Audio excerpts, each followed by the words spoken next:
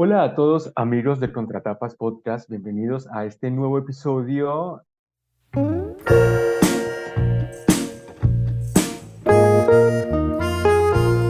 Mi nombre es Yamit Zuluaga y como en todas las oportunidades me acompaña. Florencia Puddington, ahora Jam, ¿cómo estás?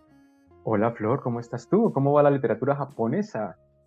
Bien, me encanta. Llegamos a Murakami, que no lo habíamos tratado nunca en este podcast, pero Sí. que es un gran referente, así que intrigada.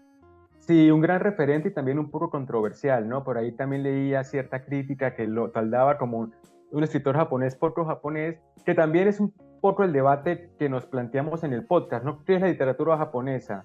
Tiene que ver con los escritores, en su origen, con los contenidos que trata, o sea, también hay como un montón, ¿no? De devaneos sobre estas categorizaciones tan amplias de la literatura que terminan siendo, son como referentes conceptuales para abordar libros, pero luego uno se encuentra con historias muy particulares, muy como unas que reflejan mucho la cultura del país del autor o simplemente otra historia más, ¿no? Con sus complejidades y el mundo interno.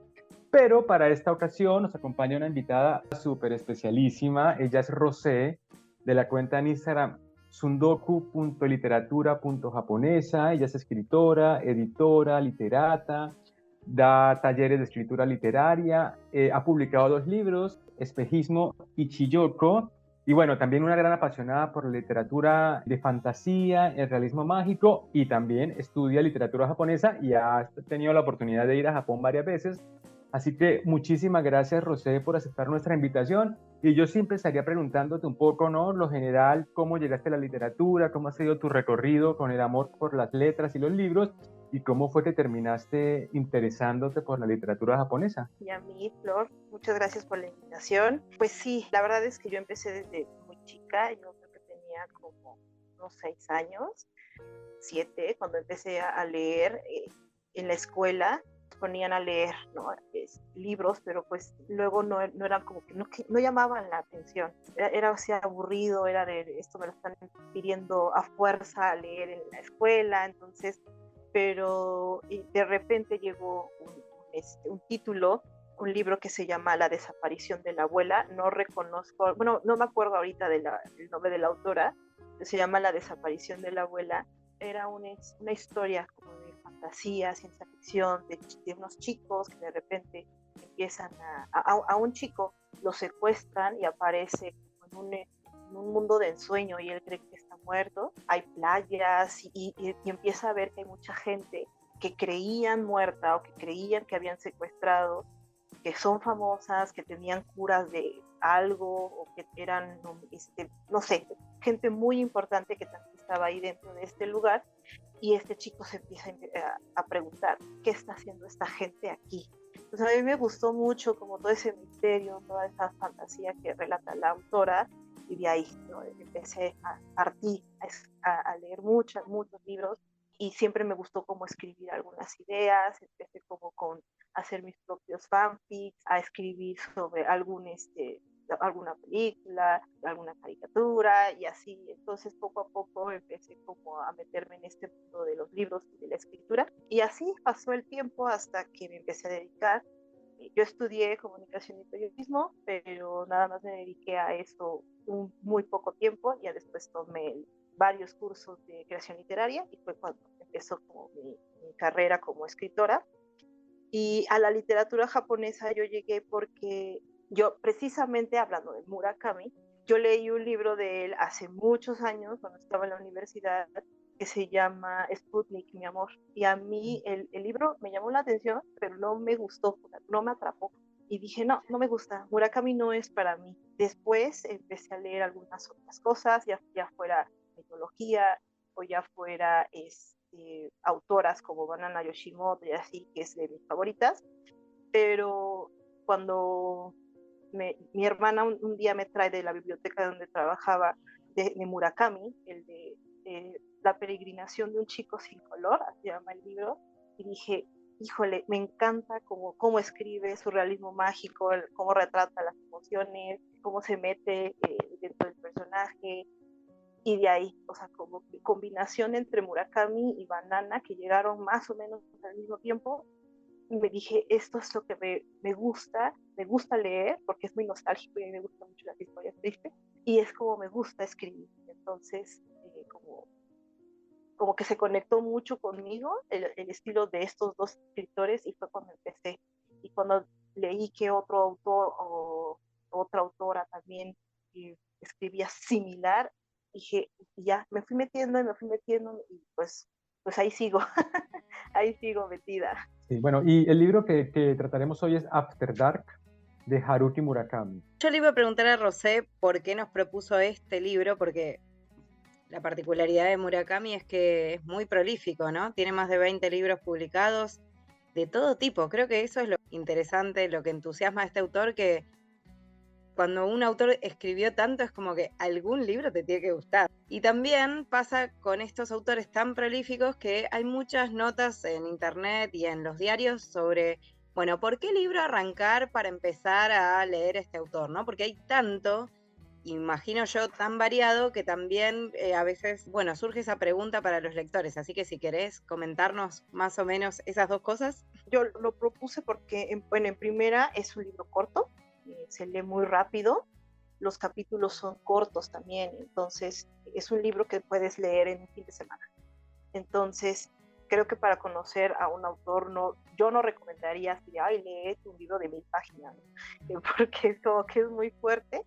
Y este libro también en particular, porque tiene mucho de lo que caracteriza al autor, que es este realismo mágico, finales abiertos.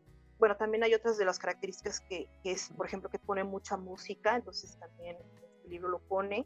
Y bueno, ya metiéndome un poquito en esta parte que mencionaba Yamil al inicio, ¿no? De que es un autor un poco controversial y que a muchas personas de verdad o lo odian o no les gusta o de repente es como de ya no quiero seguir leyendo a este autor. Precisamente Murakami es muy criticado por la forma en la que narra o trata a las mujeres en su literatura y por sus escenas. No sé si pueda decir la palabra o haya un tira. No. Tú adelante. Por sus escenas de sexo, ¿no? O sea, es como muy criticado por eso. Y a mí lo que me gusta de este libro y por lo que lo recomiendo para que no den como el shock principal de al leer a Murakami, es que en este libro no hay escenas sexuales. Creo que en este libro no retrata a sus personajes femeninos como se le critica tanto a Murakami. Entonces, y sobre todo tiene esto del realismo mágico, de estos paralelismos en las historias, de que de repente hay un personaje, pero hay otro que no sabemos dónde entra, y luego hay otro, o sea, como que se van contando varias historias al mismo tiempo que al final tienen que ver. Eso es mucho de Murakami, que tiene muchos de sus libros más grandes, pero aquí lo hizo más corto, entonces es un buen libro para empezar con él. Sí, es un libro del 2004 y voy a confesar un poco que el primer libro que nos propone Rosé fue Crónica del pájaro que da cuerda al mundo, ¿no? Y bueno, claro, nosotros también estábamos interesados en empezar, siempre el invitado es el que elige la novela, pero bueno, tiempos, lecturas, dijimos, no, pues esto es muy largo y no vamos a llegar. Y luego yo quería leer desde hace tiempo también Hombres y Mujeres. Drive My Car, que fue nominada al Oscar, es basado en un cuento de este libro. Yo dije, no, pues me interesa mucho. Aparte, ya el título es bastante atractivo y más cuando explica Rosé que una de las cuestiones del autor es el tratamiento de los personajes femeninos. Y luego también siempre he querido leer de qué hablo cuando hablo de correr. Y empecé a hablar con gente, ¿no? Che, mira, voy a leer este de Murakami y mucha gente me empezó a decir que no, pero tú tienes que leerte sí o sí, es el libro Kafka en la orilla y Tokyo Blues. Yo decía, bueno, pero entonces al final el autor es más conocido de lo que yo pensaba, ¿no? Hay mucha referencia, ¿no? Y mucha gente me habló bien y terminamos coincidiendo en After Dark por todas estas cuestiones. Y yo quisiera empezar un poco a esbozar la trama, ¿no? De la novela, porque si no, el que está escuchando, que nunca entró Murakami, no está entendiendo ni de qué vamos a hablar. Es una historia, como decía un poco Rosé, fragmentada, ¿no? Más que enfocarse en una como cronología de hechos, lo que hace es ir pasando, saltando de personajes, unos tienen más peso que otros, y tenemos como centro de todo este mundo, ¿no?, que crea la novela es a Maria Sai y a Eria Sai, ¿no? Arranca la novela, abre con esta escena de Maria Sai, una chica de 19 años, que está leyendo en una cafetería y fumando, que se encuentra con un conocido, que le confiesa que está un poco medio en crash o enamorado de su hermana que es modelo, ¿no? Eria Sai.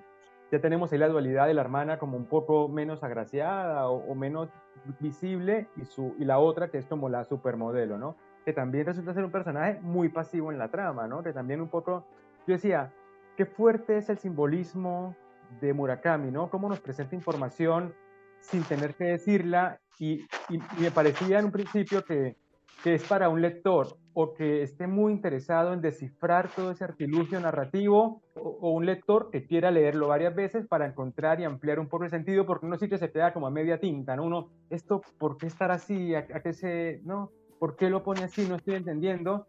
Y una de esas cosas es que su hermana modelo es una personaje que siempre en toda la novela está dormida, ¿no? Entonces es una chica muy linda, ¿no? Estereotípicamente atractiva, exitosa, pero es un personaje mudo, ¿no? En cambio, Mari sí habla, sí interactúa con la noche, también la dualidad entre día y noche, pero bueno, entonces Mari vive la noche en un barrio bastante feo y empiezan a aparecer los personajes, ¿no? Su hermana, luego termina enredada como en un motel o en un hostal así temporario en el que han violado y maltratado a una chica que viene de China. La trama es muy variopinta. Sí, tiene la particularidad de que entrada la historia ya por ahí en el 40%, bueno, porque lo leí en Kindle, pero más o menos ya entrando en la mitad de la historia, todavía no te queda bien en claro hacia dónde va a ir esa narración. Y bueno, a mí me pasó que además aparece, también se introduce el elemento tecnológico de una manera muy particular. O sea, la idea que creo que todos tenemos de Japón en general es como de una sociedad muy tecnologizada, con celulares, pantallas que gritan, audios, luces, una ciudad muy neón, muy colores, mucha vida de noche, de día, como una cosa medio robótica, no sé. Y acá aparece como de una manera muy extraña toda esta cuestión tecnológica, porque está esta situación de que se presenta a la hermana de Marie, que está en esta situación de adormecimiento, pero el narrador que revela, o todos esos capítulos en los que se describen la situación de Eri Asai, que es la hermana de Mari, dormida y demás, está narrado desde un punto de vista de un nosotros que además describe esa situación como adentro de una pantalla. Bueno, se describe que está siendo observada por alguien enmascarado. Y bueno, ahí en esta forma de describirla que uno no termina, de entrada cuando lo describen parece como real, como que efectivamente esta persona ha sido secuestrada, pero además dormida, como que la tienen ahí sometida o algo así. Y después empezamos, a medida que avanza la historia, empezamos a desconfiar de esa idea y empezamos a pensar que, bueno, que quizás en realidad está describiendo de una manera metafórica la situación de encierro en la que se siente Eri Asai, que es un personaje exitoso, que es modelo, que tuvo mucha suerte en la vida desde la perspectiva de su hermana, pero que a la vez se siente muy presionada por llevar una vida eso, ¿no? Continuar en ese estilo de vida, digamos, que no sabemos si efectivamente la hace feliz, ¿no? Es algo medio que la han forzado a hacer o que se vio obligada a hacer porque nada, porque los padres desde su infancia cultivaron esa belleza que ella tiene, ¿no? Y bueno, ciertas condiciones de la sociedad misma que la indujeron a ese estilo de vida y en el que ella continúa, ¿no? Entonces, es muy extraña la forma en la que está narrada y genera como este extrañamiento. O sea, nosotros lectores tenemos como una percepción muy confusa de cuál es la situación de esa hermana dormida.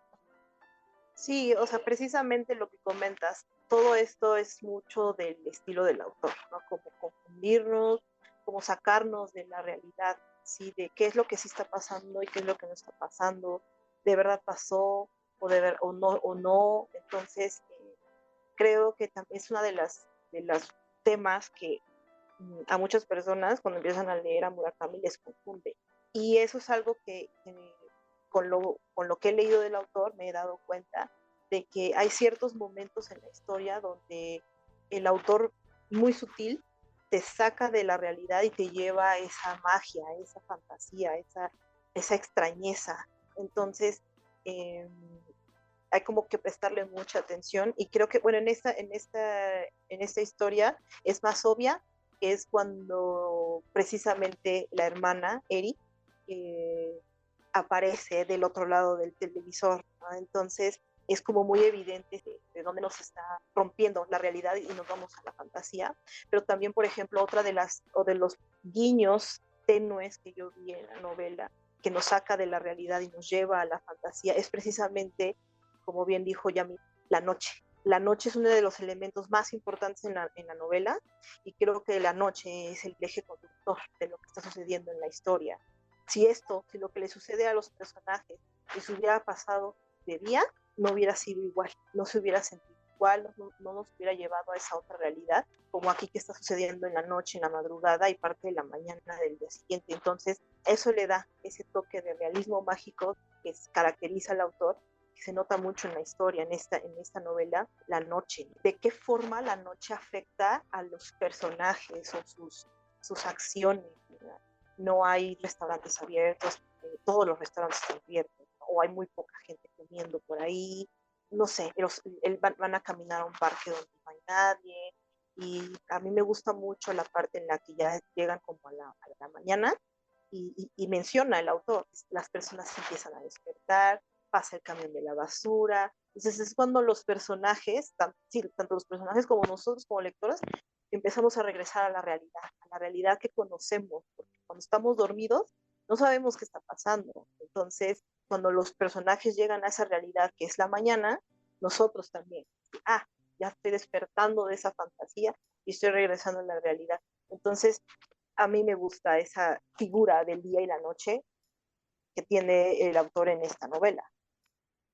Sí, totalmente. Yo comparto mucho con Rosé y también te quería decir que yo esa cuestión de que a la hermana, a Eri la abduce el televisor, por decirlo de alguna forma, también lo leía de forma metafórica, ¿no? Cómo la televisión nos engancha en esta pseudo realidad en la que vivimos, ¿no? Atrapados por las pantallas, atrapados por esa realidad virtual que no es lo que somos, sino lo que aparentamos ser a partir de el consumismo, ¿no? Hay un montón de eso que tiene que ver con la dualidad, porque a mí lo que me parecía era que en la noche todos los personajes son como un poco monstruosos, pero en el sentido más auténtico del ser, ¿no? Porque hay un personaje que es Shirakawa, que es un tipo que contrata a una prostituta china y la muele a golpes porque la chica en la mitad pues, del servicio sexual le baja la regla y el tipo se convierte en una persona violenta, la roba y la deja llena de moretones, de golpes, ¿no? Pero luego a él se le describe en ese paso de la noche, es esta cuestión auténtica y oscura, ¿no? Monstruosísima, pero amanece y va a amanecer como un señor padre de familia, un tipo que trabaja en una empresa prestigiosa, que se pone corbata, que compra leche, que la esposa le pide, ¿no? Hay como una dualidad y la noche alberga toda esa autenticidad del ser humano que no se es capaz de vivir con la luz del día, porque tenemos también el personaje de Takahashi, ¿no? Que es el amigo de Mari. Y Takahashi es como el músico que se está despidiendo de la noche con esa última sesión de música, porque luego va a decidir vivir en el día, que es terminar la carrera de derecho, volverse una persona, entre comillas, respetable, ¿no? Entonces, y luego están las tres mujeres del motel, que también, ¿no? Viven su parte más cruda porque no lograron encajar en este modelo convencional del deber ser decente y cortés, ¿no?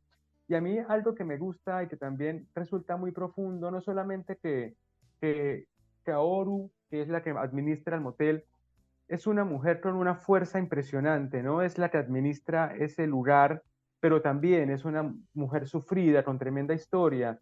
Y hay una conversación muy linda entre otra de las chicas, que es Korogi, cuando habla con Mari, y pese a que ella es una mujer que está escapando como de la mafia, porque la están buscando y encuentra este motel como un refugio, lleva ahí 3 años, tienen una de las conversaciones más profundas y más emocionantes para mí la novela, y es cuando hablan de la transmigración de las almas, ¿no? Entonces encontramos como en personajes que parecerían lo más ajeno como a la vida o a la profundidad intelectual, terminan concluyendo cosas hermosísimas en oposiciones, porque para Mari uno muere y la vida termina, pero para Korogi no, para Korogi ella cree que lo interesante de estar vivo es pensar que le van a dar otra oportunidad, así sea como caracol, como árbol, como persona, ¿no? Entonces, yo creo que eso lo que decía Rosem, sí te lo pensé, pero para mí la noche alberga como la honestidad, ¿no? El ser honesto. Y el día lo que nos invita es a ser el personaje que nos dicen que tenemos que ser, ¿no? Lo más cercano a lo posible en términos, yo digo capitalistas, pero puede ser contra, me mal usado ese término en mi boca, ¿no? Pero me refiero al deber ser. Solo en la noche, en la oscuridad, en las sombras, en el peligro, podemos realmente convertirnos en las personas o en nuestra parte más oscura y vivirla como intensamente, ¿no? Esa fue la impresión que me dio. Hay un término japonés que es el hone y el tatemae. Y el hone y el tatemae, o sea, es como, eso está en todas las sociedades, pero en la japonesa se ve mucho, que una es el cómo me presento a las personas para no molestarlas o no estar en conflictos, porque Japón es un país que piensa mucho en comunidades, no tanto en el individuo.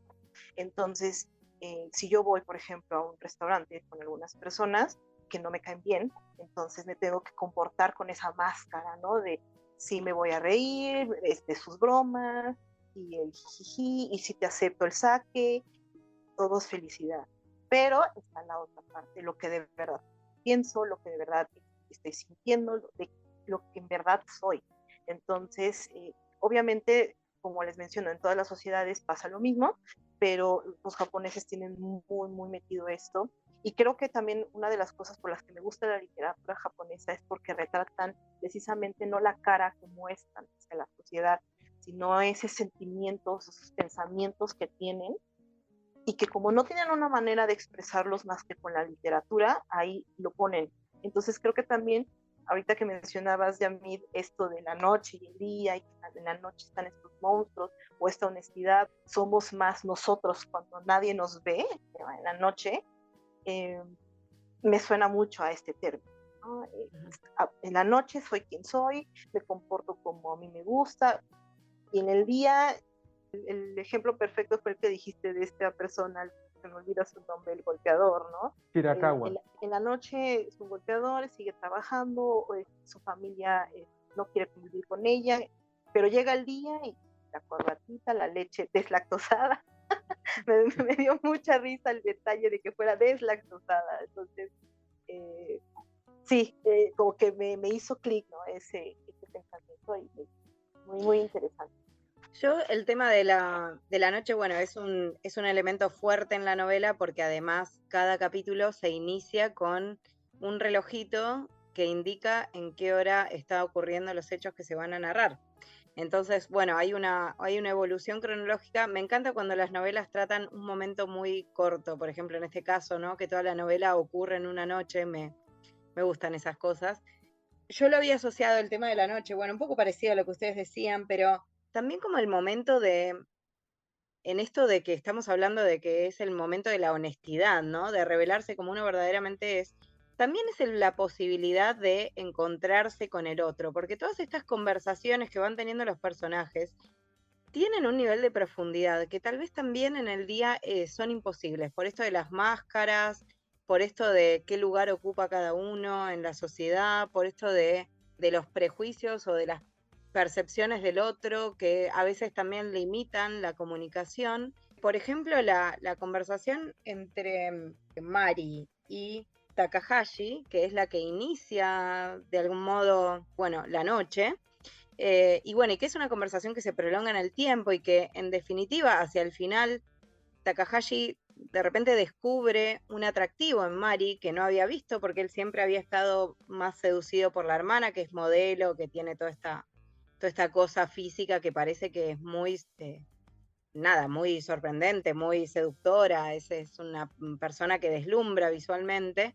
Y bueno, la posibilidad de conectar con Mari se da también a partir de que exista un paréntesis en la vida de ellos, ¿no? Que es esta noche, que de algún modo admite una comunicación más profunda, ¿no? Más honesta entre ellos dos. Y a mí me gustó eso porque, bueno, justo estuve leyendo algunas cosas sobre, bueno, qué se dice de la literatura de Murakami, y se vuelve mucho sobre la idea de que, bueno, de que trata temas de la humanidad, como, no sé, como la soledad. Y efectivamente yo sentí que este libro en un punto era optimista, en el sentido de observar cómo las personas, no sé si solamente en Japón, bueno, acá están muy asociadas a las limitaciones de esa cultura, ¿no?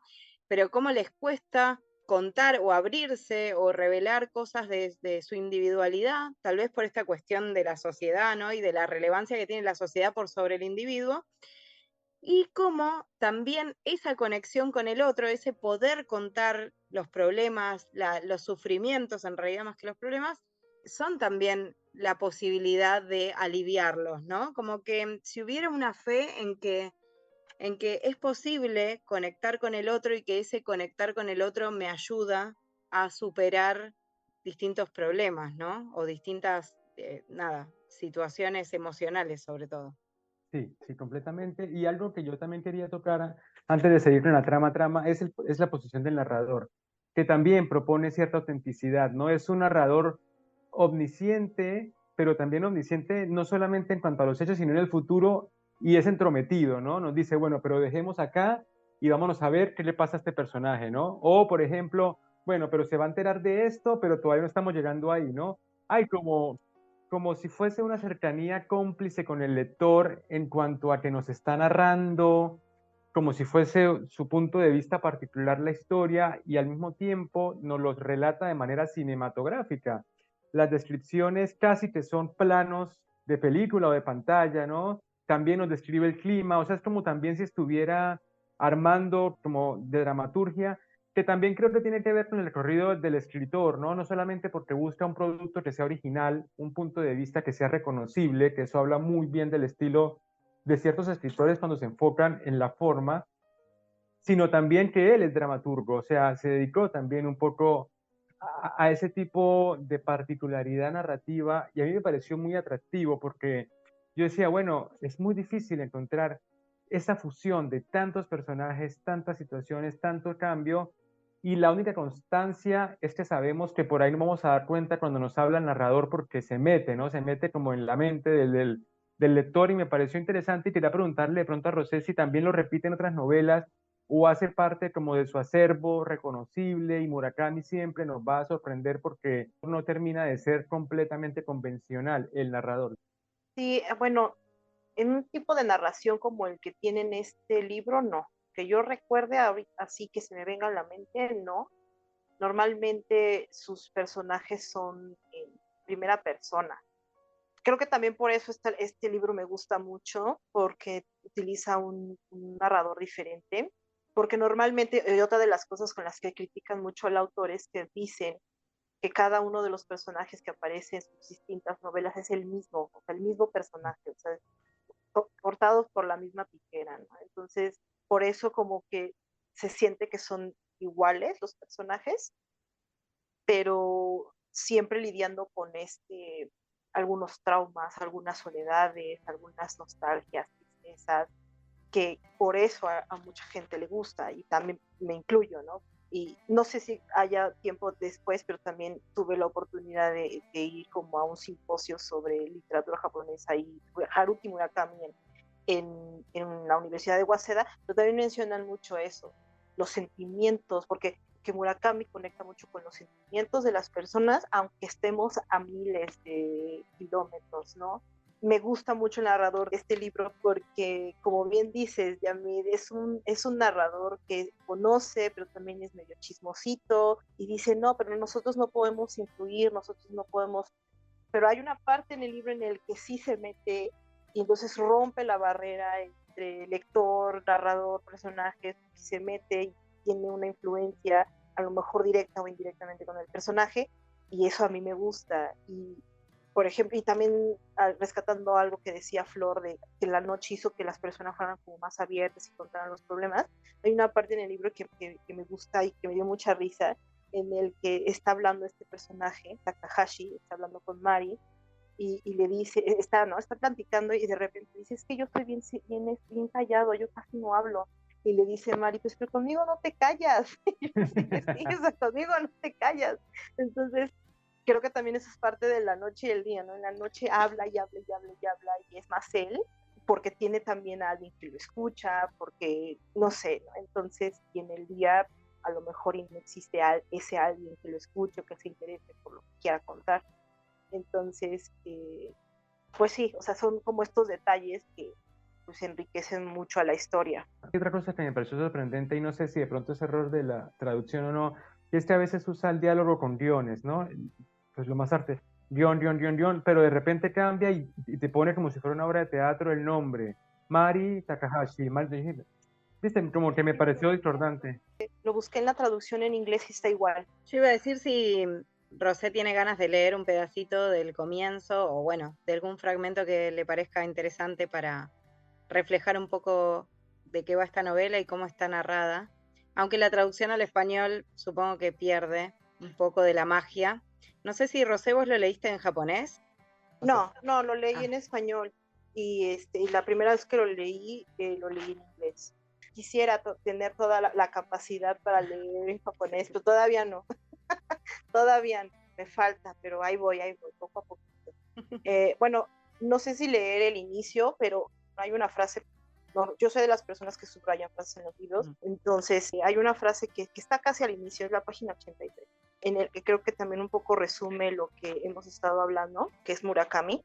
Lo voy a leer, no sé si me quieran acompañar, la verdad es que es el capítulo 5, no, el final del capítulo 5, más o menos, por ahí, antes de que cambie el reloj. Es cuando está hablando con el barman, cuando están en el bar. Dice, el barman se ríe. Ya me dirás, a estas horas no hay tren hasta mañana. ¿Qué sentido tiene apresurarse? Este tipo es un poco raro, ¿sabes? Dice Kaor.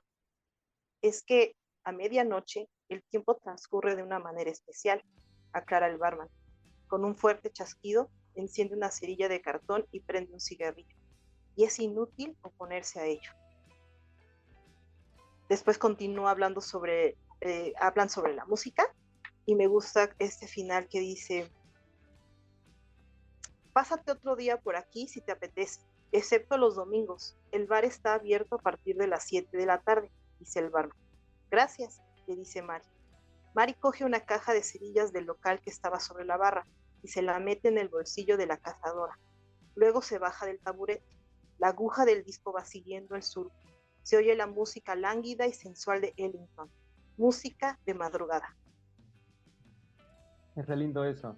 A mí también algo que pensé, porque es que da mucho para pensar, ¿no? Para ponerse en el plan de suponer cosas sobre la novela. Dos cosas supuse mucho, ¿no? Que un poco la idea de que Mari estuviera en la noche en cualquier bar, una chica, entre comillas, bien, leyendo y fumando, también era como su iniciación a cierta vida adulta, ¿no? A cierto conocimiento de su propio ser, de su propio camino, de su propia forma de encontrarse en su espacio, ¿no? Y resulta que la atrae mucho esa noche, ¿no? Tanto que termina involucrada en un montón de cosas, le gusta, vuelve otra vez al motel donde ella fue intérprete entre la china prostituta que fue golpeada y la dueña del recinto para saber qué le había pasado, ¿no?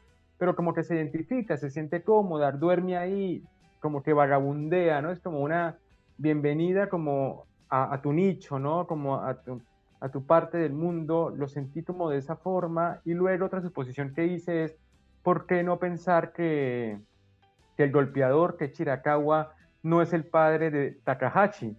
Solamente por el hecho de que los dos compran la misma leche, ¿viste? La leche desnatada, no sé qué. Yo dije, pero ¿por qué, por qué se gasta el autor cuando Takahashi va y compra la leche, de escribirle de la misma forma en que le pide la esposa? Da como para ese tipo de conexiones súper random que capaz no tienen nada que ver. Yo decía, pero qué loco, porque si leería esta novela 10 veces se me ocurrirían cosas tan diferentes, ¿no? Que es un poco la tarea de un buen escritor, no darlo todo ahí como picadito para el lector y generar como cierto pensamiento activo durante la lectura. Me gusta lo que mencionas porque uno también de los datos que he encontrado del autor es que da como para hacer estas teorías conspirativas literarias raras, y eso es divertidísimo porque tiene como muchos finales abiertos, tiene preguntas sin respuesta, pero que al final yo no las necesito, más bien yo luego me las respondo, y sea verdad o no sea verdad, no sé, es como no me había puesto a pensar que podía ser el papá, pero le da una interesante, sí, para pensar en esta cuestión del autoconocimiento muy asociada a Mari, ¿no? Que está en un momento de paso a la adultez y que de algún modo define su comportamiento con la hermana, ¿no? O redefine su comportamiento con la hermana. Como que me parece que hay como mucho de autoexploración en las conversaciones que va teniendo tanto con Takahashi como con esta chica en el hotel, que le permiten entender mejor la situación en la que está su hermana. Creo que ella hasta ese momento no terminaba de entender esto de la presión social o de que quizás le estaba pasando mal, ¿no? Y que esta cuestión de dormir quizás esté asociada a una depresión o algo así, ¿no? O a un exceso de estrés, cuando uno está forzado a llevar una vida que no es la suya y en algún momento como estalla, ¿no? Y bueno, y repercute en su actitud al final, ¿no? Este abrazo y una reacción distinta de parte de la hermana, ¿no? Que parece como que va a volver en sí, aunque no está en la novela, ¿no? Pero parece como que va a despertar o a reincorporarse en la vida. Entonces, a mí me gustaba, me pareció muy lindo el mensaje este de la conversación, el revelar las debilidades de cada individuo, construye puentes que en definitiva nos hacen vivir mejor, sobrellevar mejor las dificultades de la vida, ¿no? Como muy lindo, muy sensible me parece, de parte del autor. Sí, yo por ahí para terminar, voy a destacar que pese a la rareza que tiene esta novela en trama, en personajes, en estructura, yo soy un defensor del amor hasta el final.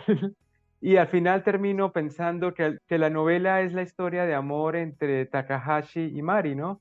Tanto así que a lo último, y voy a leer un poco la cita, él le dice a ella, me refiero a que tú, cuando encuentres a alguien que valga la pena, empezarás a sentirte más segura de ti misma porque a la que te andas con medias tintas, fatal.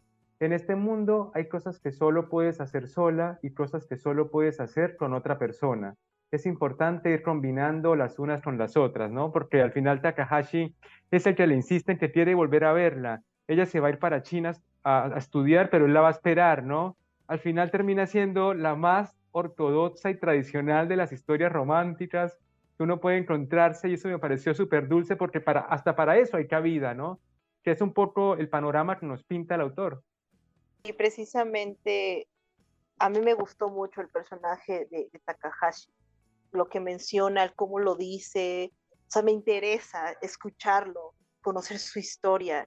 Al final, aunque podría uno darse la idea, ¿no? De que mientras más estén conviviendo puede que uno genere sentimientos por el otro, bueno, al final te lo pone, ¿no? De que quiero seguirte viendo y algo que no suele hacer también mucho el autor, siempre termina con finales un poco tristes o un poco dramáticos. A mí me gustan las historias tristes, pues Murakami no lo notas porque tengan finales felices. Y aunque a lo mejor este no es un final feliz, porque queda como abierto, no es un final que nos lleve como a la nostalgia, como a la esperanza, tanto de a la pareja de Takahashi como Mari y Mari con su hermana, ¿no? Este reencuentro, volver a aceptar, volverse a unir como hermana. Para terminar, Rosé, cuéntanos un poco cómo te encontramos en Instagram, qué otras redes sociales tienes, qué cuestiones andan por ahí, por si la gente quiere un poco chusmear tus lecturas. Sé que haces también cositas allá en México. Sí, bueno, a mí en la parte de literatura japonesa me encuentran en Instagram, en sudoku.literatura.japonesa. Ahí me pueden encontrar, subo contenido de libros, recomendaciones, algunos datos de los viajes que he hecho y también como curiosidades y demás, ¿no? También actualmente pues me pongo como a estudiar un poco sobre literatura japonesa y también me pueden seguir en otra de mis redes sociales de Instagram. Se llama Amri Tea House, es amritea.house, de casa. En esta red social hablo también de libros, pero también hablo de otras de mis pasiones, que es el té. Estoy con mi hermana ahí, ella es como la especialista en té, yo soy la especialista en literatura, y juntamos nuestro amor por ambas cosas, porque a las dos nos gustan los dos, y hablamos sobre té y libros y demás. Y pues nada más eso, no tengo como tal una red personal, entonces pues, casi todo lo subo ya sea a Tsundoku o al otro, y nada más, son las únicas redes que tengo como activas. Perfecto. Pues Rosé, la verdad, muy agradecidos por el espacio, la disposición, traernos a este autor hermoso para seguir consultando. Y también a Flor, muchísimas gracias por la compañía de siempre. Nos falta un libro del ciclo de literatura japonesa, ya se nos acaba el año, pero bueno, cualquier cosita nos escriben, ya saben, nos escuchan en YouTube, Spotify, iVoox o Castbox, nos pueden escribir qué quisiera que leyéramos, analizáramos. Les deseamos a todos una feliz semana y que lean mucho. Hasta la próxima. Chao Flor y chao a todos.